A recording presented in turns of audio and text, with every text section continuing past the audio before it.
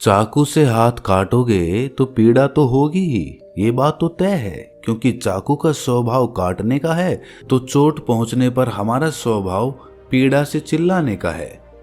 अब आप इसे चाहे कैसे भी समझें, लेकिन कुछ विधि के विधान होते हैं, नियम होते हैं, और उन्हीं नियमों के अनुसार ये दुनिया चलती है। बहुत पुरानी कहावत है, जैसा कर्म करोगे वैसा ही फल पाओगे। मतलब अच्छे कर्म करोगे तो अच्छे फल पाओगे, और बुरे कर्म करोगे तो बुरे फल पाओगे। ये हम सब ने सुना तो है, लेकिन अंदर से विश्वास इस पे हम बहुत कम कर पाते हैं।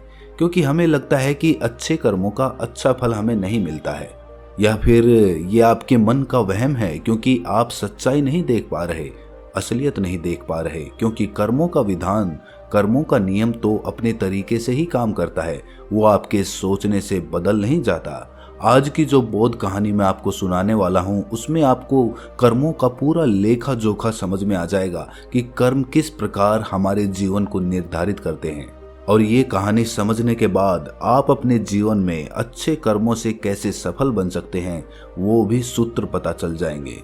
इससे पहले कि आप इस कहानी में खो जाएं, इस चैनल को सब्सक्राइब जरूर कर लें। तो चलिए कहानी शुरू करते हैं। एक नगर में एक व्यापारी रहता था।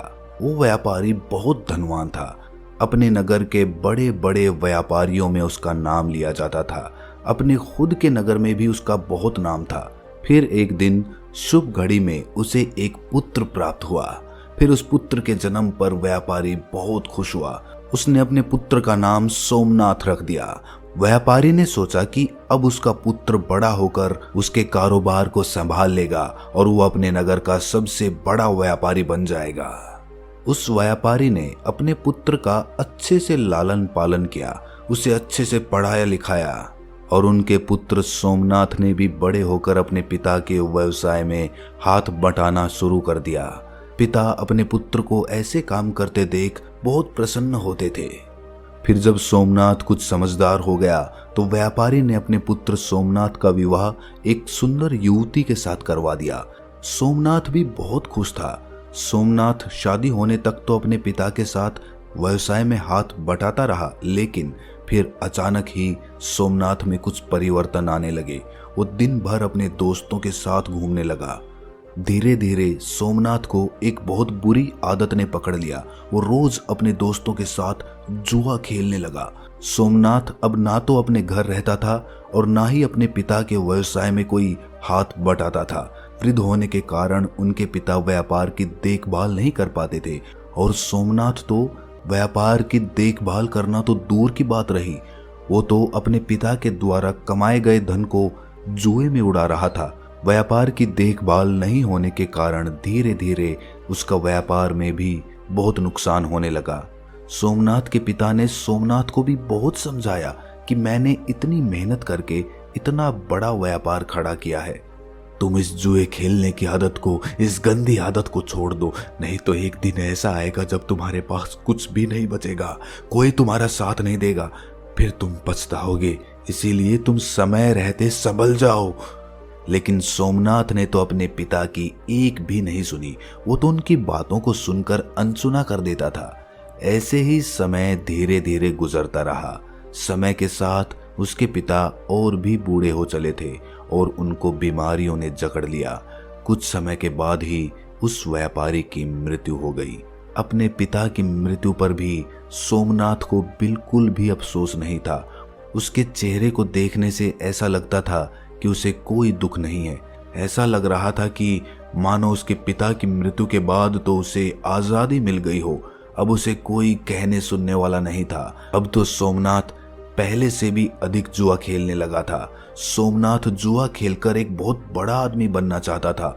वो एक दिन में ही जुए में हारी गई रकम को जीतकर एक बड़ा आदमी बनना चाहता था, जिसके कारण अब वो जुए में बड़े बड़े दांव पेच लगाने लगा था। सोमनाथ की मां ने सोमनाथ को बहुत समझाया कि बेटा, तुमने बहुत सारा धन गंवा दिया है, अब जो थोड़ा बहुत धन बचा है उसे भी लुटाने पर क्यों लगे हुए हो।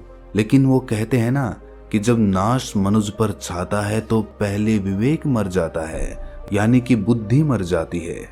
सोमनाथ अपनी माँ की बात एक कान से सुनता था तो दूसरे कान से निकाल देता था। उसे किसी बात का कोई फर्क नहीं पड़ता था। सोमनाथ अब बस दिन रात जुआ खेलने में व्यस्त रहता था। सोमनाथ के पास कोई कुबेर का खजाना तो था नहीं जो कभी खत्म ही नहीं होता। धीरे धीरे सोमनाथ का सारा खजाना खत्म होने लगा। फिर एक दिन ऐसा आ गया जब सोमनाथ के पास कुछ भी नहीं बचा था। जुआ खेलने में उसने सारा धन खत्म कर दिया था। वो अपना सब कुछ गंवा चुका था। जब सोमनाथ की माँ को ये बात पता चली कि उसका बेटा जुए में सब कुछ हार चुका है तो उसकी माँ की मृत्यु हो गई। उसकी माँ को बहुत बुरा आघात लगा जिससे उसकी हृदय गति रुक गई। लेकिन सोमनाथ को तो अपनी माँ की मृत्यु पर भी कोई अफसोस नहीं था। उसे किसी भी बात से कोई फर्क ही नहीं पड़ता था। ऐसा लगता था जैसे उसकी संवेदना खत्म हो चुकी थी। उसके लिए कोई जिए या कोई मरे, वो तो दिन भर जुआ ही खेलता रहता था। सोमनाथ तो व्यापारी का बेटा था ही तो उसे कर्ज लेने में कोई दिक्कत नहीं आई। लेकिन सोमनाथ ने वो धन भी जुए में खत्म कर दिया। जुआ एक ऐसी लत है जो आपको एक जीतने की उम्मीद देती है लेकिन आप जीत कभी नहीं पाते। अब सोमनाथ के ऊपर बहुत सारा कर्ज हो चुका था। उसके घर में 2 वक्त का खाना खाने जितना भी धन नहीं बचा था। अब तो सोमनाथ की हालत बहुत बुरी हो गई थी। अब उसके पास ना तो खाना खाने के लिए धन बचा था और ना ही कपड़े पहनने के लिए धन बचा था। वो बिल्कुल कंगाल हो चुका था। अब पूरे नगर में सबको पता चल चुका था कि सोमनाथ कंगाल हो चुका है, उसके पास कुछ भी नहीं है। जब सोमनाथ किसी से मदद मांगने जाता तो उसे सब मना कर देते। एक समय वो भी था जब उसके परिवार का नाम नगर के बड़े बड़े व्यापारियों में लिया जाता था। लेकिन सोमनाथ की इस गंदी आदत के कारण उसने अपना सब कुछ गंवा दिया था। अब कोई भी उसकी मदद नहीं करता था। लोग उसी मनुष्य की इज्जत करते हैं जो मेहनत से कमाता है और अपने जीवन में एक कामयाब इंसान बनकर दुनिया के सामने एक उदाहरण पेश करता है। जब सोमनाथ के ससुर को ये बात पता चली कि उसका दामाद कंगाल हो चुका है तो वो अपनी पुत्री की चिंता करते हुए तुरंत ही अपनी पुत्री से मिलने पहुंच गया। उसने वहां जाकर देखा कि उसकी पुत्री तो बहुत दुखी है। उसकी पुत्री ने फटे पुराने कपड़े पहने हुए थे। भूख के कारण उसका गुलाब सा चेहरा मुरझा चुका था। अपनी बेटी की ऐसी हालत देखकर उनको सोमनाथ पर बहुत गुस्सा आया। उसने अपनी बेटी को अपने साथ घर ले जाने का निश्चय कर लिया था। उसने ना ही सोमनाथ को कुछ कहा और ना ही कुछ सुना। अपनी पुत्री को लेकर अपने घर चल दिए। जब सोमनाथ अपने घर पहुंचता है तो उसे पता चलता है कि उसकी पत्नी को तो उसके ससुर जी अपने साथ ले गए हैं। ये देखकर सोमनाथ बहुत दुखी होता है। अब वो बिल्कुल ही अकेला पड़ चुका था। अब ना तो उसके पास पैसा था, ना पत्नी थी और ना ही उसके माता पिता थे। सब लोग उसे अकेला छोड़कर जा चुके थे। अब सोमनाथ को अपने पिता की हर वो बात याद आने लगी जो उसके पिता ने उसे समझाई थी। उसकी ऐसी हालत का जिम्मेदार वो स्वयं था। वो अचानक अपने आप से ही बातें करने लगा। उसने कहा कि एक दिन ऐसा था जब मेरी गिनती नगर के बड़े बड़े व्यापारियों में होती थी और आज मेरे पास खाने के लिए खाना तक नहीं है। अब मैं मेहनत करूंगा और अपना खुद का व्यापार फिर से खड़ा करूंगा। ये सोचकर सोमनाथ अपने ससुर से मिलने के लिए चला जाता है ताकि वो उनसे कुछ धन उधार लेकर अपना व्यापार फिर से शुरू कर सके। सुबह होते ही वो अपने ससुर से मिलने के लिए निकल पड़ता है। ससुराल पहुंचकर वो अपनी हालत को देखकर रोने लगता है। अपने फटे पुराने कपड़ों को देखकर वो सोचता है कि वो अपने ससुराल में ऐसे फटे पुराने कपड़ों में तो नहीं जा सकता। मैं साफ सुथरे कपड़े पहनकर ही अपने ससुर से मिलने जाऊंगा और अगर वो फटे पुराने कपड़ों में ससुराल जाएगा तो उसकी बची खुची इज्जत भी खत्म हो जाएगी। ये सब सोचकर वो इधर उधर देखने लगा। उसकी नज़र एक कपड़े की दुकान पर पड़ी लेकिन शाम हो जाने के कारण वो दुकान बंद हो चुकी थी। सोमनाथ ने निश्चय किया कि वो सुबह तक वहीं इंतजार करेगा। जैसे ही दुकान खुलेगी तो वो अपने ससुर का नाम लेकर कपड़े खरीद लेगा और जब ससुर जी से उसे पैसे मिलेंगे तब वो उस दुकान की उधार चुका देगा। अपने फटे पुराने कपड़ों में ससुराल वालों के घर जाने से अच्छा है कि मैं एक रात इस दुकान के बाहर ही गुजार दूं। ये सब सोचकर सोमनाथ उस कपड़े की दुकान के बाहर ही सो जाता है। सोमनाथ भूख के मारे इधर उधर करवटें ले रहा था। तभी सोमनाथ ने देखा कि एक युवक चुपचाप दुकान के भीतर जा रहा है। उस युवक के भीतर जाने के कुछ देर बाद ही एक स्त्री भी दबे पांव उस तरफ आई और दुकान के अंदर चली गई। सोमनाथ को वो स्त्री अंधेरे में भी जानी पहचानी लग रही थी। सोमनाथ ने उस स्त्री को ठीक ढंग से देखने के लिए दुकान की खिड़की से बाहर झांका। वहां पर उसने जो देखा वो देखकर उसके होश उड़ गए, क्योंकि वो औरत कोई और नहीं बल्कि उसकी ही पत्नी थी। फिर सोमनाथ ने अपनी पत्नी और उस युवक की बातें ध्यान से सुनी।